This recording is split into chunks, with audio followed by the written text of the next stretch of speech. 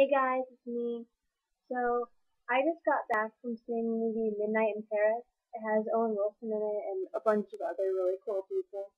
I really liked it. It was really interesting. It's probably one of my favorite movies now. It's about this guy who him and his fiance, with the fiance's parents, go to Paris for a trip, and he finds himself going back in time every night. And it's actually really interesting. He meets a lot of cool people, a lot of authors and a lot of painters from the 1920s ish.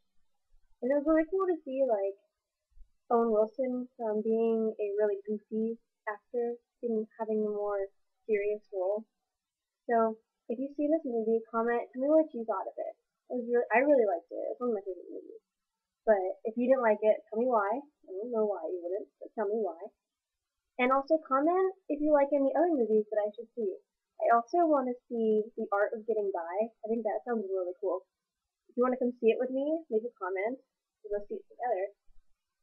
So yeah, leave a comment with your favorite movie. Tell me why you like it, who's in it, all this cool stuff. And thank you guys so much for watching these videos.